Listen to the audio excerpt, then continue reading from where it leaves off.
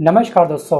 हरियाणा विधानसभा चुनाव को लेकर के कल सभी 90 विधानसभा सीटों पर मतदान पूरा हो चुका है और जनता ने ईवीएम में 1031 नेताओं की किस्मत को कैद कर दिया है। और सो गाइस 8 अक्टूबर को घोषित होने वाले हैं नतीजे। जी हाँ, उस दिन होगा खुलासा कि आखिरकार किस नेता की किस्मत चमकी और किस नेता की किस्मत थोड़ी धूमिल हुई। सो गाइस 8 अक्टूबर को घोषित होने वाले नतीजों से पहले हम सभी को बेसब्री से इंतजार होता है एग्जिट पोल का। जी हाँ, इस बार अगर हम बात करें दोस्तों, कांग्रेस ने कहीं ना कहीं पहले कह दिया था कि इस बार हरियाणा में उनकी आंधी नहीं बल्कि सुनामी आने वाली है। और यहाँ पर दोस्तों कल जितने भी एग्जिट पोल जारी हुए हैं, न्यूज़ मीडिया के माध्यम से, न्यूज़ प्लेटफॉर्म के माध्यम से सबने ही कांग्रेस को सपोर्ट किया है। और इन एग्जिट पोल के नतीजों में कांग्रेस को पूर्ण बहुमत मिलता हुआ साफ साफ नजर आ रहा है और वहीं पर बीजेपी को एग्जिट पोल के नतीजों में भारी नुकसान का सामना करना पड़ा है। सो गाइस कहीं ना कहीं हम कह सकते हैं कि जो बीजेपी की इस समय हालत बहुत ही टाइट हुई है हरियाणा के अंदर, उसके पीछे की सबसे बड़ी वजह यह है कि इन्होंने 10 सालों में हरियाणा के विकास पर ज़्यादा ध्यान नहीं दिया। और दूसरा सबसे बड़ी वजह है इनके नेता। जी हाँ, इनके नेताओं के द्वारा किया जाने वाला बयान जो जनता के अंदर बहुत ही बड़ा इसने आक्रोश पैदा किया। खासतौर पर कंगना के द्वारा किए गए बयान जो किसानों को लेकर के थे, किसान इस सरकार से काफ़ी खफा थे। तो गाइस हम कह सकते हैं कि 10 सालों का वनवास कांग्रेस का 8 तारीख को समाप्त होने वाला है। जी हाँ, और जो उम्मीद थी बीजेपी को अपनी हैट्रिक लगाने की, तीसरा कार्यकाल में आने की, वो शायद अब सपना रह जाए। सो गाइस 2024 के हरियाणा में विधानसभा चुनाव में सबसे बड़ा टेस्ट बीजेपी का होगा। जी हाँ, 8 अक्टूबर को। पिछले 10 साल से सरकार चला रही है और उसे इस चुनाव में सत्ता विरोधी लहर का सामना करना पड़ सकता है।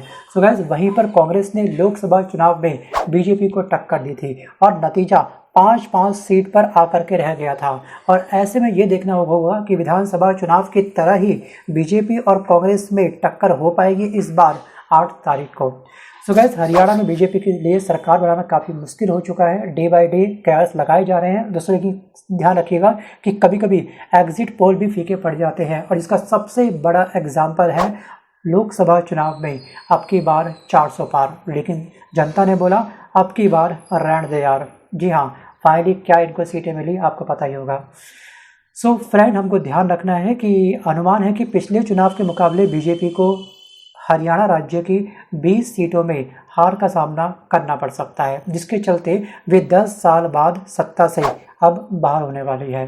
सो गाइस यहाँ पे ना कल एक एग्जिट पोल आया है फुलादी सट्टा बाज़ार का। जी हाँ, सट्टे बाज़ार के एग्जिट पोल पे लोगों ने काफ़ी फेथ दिखा रखा है और उसमें सबसे बड़ा डिफरेंस ये बताया गया है कि जो 60 सीटें हैं वो मिलने वाली है कांग्रेस को और जो 20 सीटें हैं वो मिलेगी बीजेपी को और बाकी की रिमेनिंग सीटें मिलने वाली है अदर पार्टी को।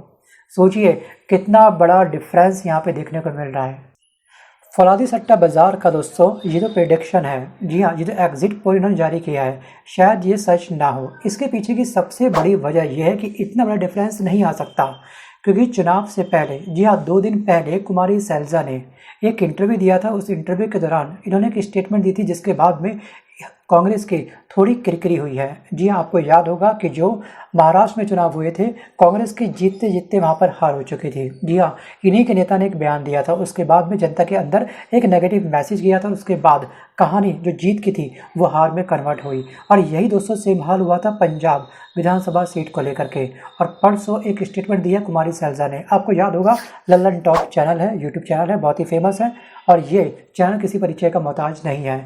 सो गाइस इसमें इन्होंने एक इंटरव्यू दिया था, मतलब कि सौरभ द्विवेदी ने जब कुमारी सैलजा से इस इंटरव्यू के दौरान एक क्वेश्चन पूछा था, मतलब कि आपकी बातचीत होती है भूपेंद्र सिंह हुड्डा साहब से, तो ये कहती हैं कि मुझे याद नहीं है। ठीक है, सैलजा मुस्कुराते हुए कहने लगी कि उनको याद नहीं है। आप एक ही पार्टी के नेता हैं, आपका क्षेत्र भी बिल्कुल एक ही है, हरियाणा से आप बिलोंग करते हैं, हरियाणा के लिए विधानसभा चुनाव प्रचार आप कर रहे हैं और आपको याद नहीं कि लास्ट टाइम कब बात हुई थी। और इस पर सौरभ द्विवेदी ने कहा कि इतने साल हो गए क्या, इतने बरस हो गए? तो सैलजा ने मुस्कुराते हुए कहा कि आप देख लीजिए। तो इसके बाद दोस्तों कांग्रेस की काफ़ी किरकिरी हो रही है और कांग्रेस पार्टी की हरियाणा चुनाव दोस्तों इस समय सर पर है। और उस समय अगर कोई नेता इस तरह से बयानबाजी करता है, वो भी इतने बड़े प्लेटफॉर्म के ऊपर, तो और यहाँ पर राजनीति में तिल का पहाड़ बनने में केवल 1 से 2 सेकंड लगते हैं। तो इसलिए किसी भी नेता को अपना बयानबाजी करने से पहले 1 से 2 बार ज़रूर सोचना चाहिए। और ये चीज़ आता है दोस्तों एक्सपीरियंस से। लेकिन इनके पास एक्सपीरियंस काफ़ी अच्छा है। जी हाँ, इनको 1 साल 2 साल एक लंबा टाइम हो चुका है कांग्रेस से जुड़े होकर के, लेकिन फिर भी इन्होंने इस टाइप की स्टेटमेंट दे डाली।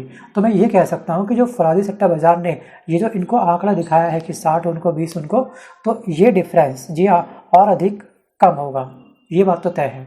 बाकी अब दोस्तों बताएगा ये आने वाला समय कि क्या होने वाला है। सो गाइस अब हम बात करते हैं कि आखिरकार किसने क्या क्या एग्जिट पोल जारी करा है। शुरुआत करते हैं रिपब्लिक भारत से। सो गाइस रिपब्लिक भारत मैट्राइज के एग्जिट पोल में हरियाणा में भी कांग्रेस को पूर्ण बहुमत मिलने का अनुमान लगाया गया और कांग्रेस को इस एग्जिट पोल में 55 से लेकर के 62 सीटें मिलने का अनुमान लगाया जा रहा है। और इसके अलावा जी हाँ, एनलो गठबंधन को 2 से 3 और जेजेपी गठबंधन को 0 से 1 सीटें मिल सकती है। अगर हम बात करें दैनिक भास्कर की, सो गाइस दैनिक भास्कर के एग्जिट पोल में कांग्रेस को मिलती है 44 से लेकर के 54 सीटें, बीजेपी को 15 से 29, जेजेपी को 0 से 1 और एनलो को मिलती है 1 से 5। अब बात करते हैं एनडीटीवी इंडिया की। सो गाइस एनडीटीवी इंडिया ने जो पोल जारी किया है उसके अंतर्गत बीजेपी को मिलती है 20 से 32 सीटें और कांग्रेस को मिलती है 49 से लेकर के 61 सीटें। तो गैस हरियाणा चुनाव में अगर हम बात करें 2024 के, जी हाँ इसी साल के, तो पीपल्स प्लस के हरियाणा के एग्जिट पोल में बीजेपी को 20 से 32 सीटें मिलने का अनुमान लगाया जा रहा है और वहीं पर कांग्रेस को 49 से लेकर के 61 तक के बीच में, जी हाँ जो एनडीटीवी ने कहा था वही सेम कहा है इस समय पीपल्स प्लस ने। सो गैस जेजेपी के खाते में अगर हम बात करें तो 2 से 3 और अन्य खाते में 3 से 5 सीटें जा सकती हैं। और एनडीटीवी के पोल्स के मुताबिक, जी हाँ एनडीटीवी पोल्स के मुताबिक यहाँ पर जो बात करी गई है इनकी 20 और 32 की और 49 से 61 तक के बीच में, तो ये एग्जिट पोल कहीं ना कहीं मुझे काफ़ी सटीक लग रहा है।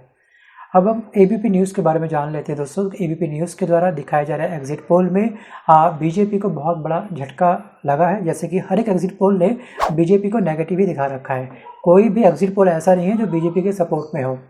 सो गाइस यहाँ पर बताया जा रहा है कि पार्टी 30 सीटों से नीचे आ सकती है बीजेपी, जबकि भूपेंद्र सिंह हुड्डा की सरकार 57 सीटों के अनुमान के साथ बन सकती है, वो भी पूर्ण बहुमत लेकर के। लेकिन दोस्तों यहाँ पर मैं अगेन बोलूँगा कि किसी भी नेता के द्वारा दिया गया बयान किसी भी पार्टी की छवि खराब कर सकता है। तो इसलिए किसी भी नेता को बोलने से पहले अपनी छवि के बारे में और अपने साथ, जी हाँ जिसके साथ वो एसोसिएट है वो नेता, उसके बारे में एक बार जरूर सोचना चाहिए। और दोस्तों कल रही सही कसर पूरी कर दी है मनोहर लाल खट्टर की एक पिक ने। कल 5 अक्टूबर था और हरियाणा के अंदर विधानसभा चुनाव थे, ये हम सबको पता है। और हरियाणा के अंदर रहने वाले जितने भी नेता हैं उन सब ने अपना अपना वोट डाला। तो कल दोस्तों इनके साथ कुछ अजीब सा हुआ। बेचारे मनोहर लाल खट्टर, पहले तो मुख्यमंत्री की जो इनका पद था वो कुर्सी इनसे छीन ली गई। जी हाँ, समय से पहले ही इनसे कुर्सी ले ली गई। और जब कल वो वोट डालने के लिए एक स्कूल में पहुंचे तो उनकी बुरी तरह से फजीयत हो गई। आपको बता दूं कि खट्टर ने वोट डालते हुए अपने कुछ पिक, अपनी कुछ तस्वीरों को खुद सोशल मीडिया प्लेटफॉर्म पर पोस्ट कर दिया और अभी इसी पोस्ट को लेकर के काफ़ी बवाल खड़ा हो गया। और इन तस्वीरों में साफ साफ देखा जा सकता है कि पिछले 9.5 सालों में मनोहर लाल खट्टर ने कितना विकास किया है हरियाणा का। और अब ये तस्वीरें सोशल मीडिया पर वायरल हो रही है और भयंकर फजीयत हो रही है। और यहाँ पर यूथ कांग्रेस के अध्यक्ष श्रीनिवासन बीवी ने इन तस्वीरों को ट्वीट करते हुए ये लिखा कि ये खट्टर हैं और वो इस समय वोट डाल रहे हैं एक स्कूल के अंदर। करीब 10 साल मुख्यमंत्री रहे और इनके पीछे की दीवारों को ध्यान से देखिए, एक स्कूल की ये दीवार है, जी हाँ, और जो हरियाणा की 10 सालों की बदहाली बयां करने के लिए इनफ है, मतलब कि पर्याप्त है। और ये कटाक्ष करा था इन्होंने बीजेपी सरकार को लेकर के। और देखते ही देखते ये तस्वीरें सोशल मीडिया प्लेटफॉर्म पर इतनी अधिक वायरल हो गई, इतनी अधिक छा गई कि कल के ही दिन, जी हाँ, बीजेपी की बहुत अधिक किरकिरी हुई। आपको पता होगा कि 1 बजे के बाद ही चुनाव सबसे अधिक डलते हैं मत। जी हाँ, जिसने ये सब पोस्ट देखा होगा कहीं ना कहीं इसकी वजह से भी इनके वोट बैंक पर एक नकारात्मक प्रभाव और भी अधिक पड़ चुका होगा। सो गाइस फिलहाल हरियाणा में वोटिंग खत्म हो चुकी है। 90 विधानसभा सीटों पर ये चुनाव हुए थे। 8 अक्टूबर को इसका रिजल्ट आने वाला है, लेकिन अब चलेगा पता, दूध का दूध पानी का पानी होगा 8 अक्टूबर को। आप जब अपनी गैसिंग पावर मुझे एग्जिट पोल बना करके जब आप मुझे सेंड करोगे तो आपको एक बार इस बीजेपी के इतिहास को भी ध्यान में रखना है। जी हम बात करते हैं 2019 की, तो हरियाणा के 2019 विधानसभा चुनाव में बीजेपी को पूर्ण बहुमत नहीं हासिल हुआ था और पार्टी को जेजेपी के से समर्थन मिला था और पार्टी ने 4.5 साल तक जेजेपी के साथ में गठबंधन करते हुए सरकार चलाई थी और सरकार में बीजेपी ने जेजेपी चीफ दुष्यंत चौटाला को डिप्टी सीएम बनाया था। ये आपको बखूबी याद होगा। हालांकि मार्च में ये गठबंधन ब्रेक हो गया था, मतलब कि टूट गया था और सीएम नायब सिंह सैनी को बनाया गया था। और इसके अलावा आपको ध्यान रखना है कि बीजेपी पिछले 10 साल से सत्ता में है और तीसरी बार सत्ता में आने की उम्मीद जगा करके बैठी हुई है और पार्टी ने कुछ महीने पहले ही मनोहर लाल खट्टर को सीएम के पद से हटा करके नायब सिंह सैनी को सीएम बनाया था। सो गाइस, बस आज के इस वीडियो को मैं यहीं पर समाप्त करता हूँ। आपके सभी सामने सिनारियो रख दिया मैंने आपको, ठीक है। अब आप मुझे कमेंट करके पक्का बताना कि आखिरकार किसको कितनी सीटें मिलने वाली है। धन्यवाद।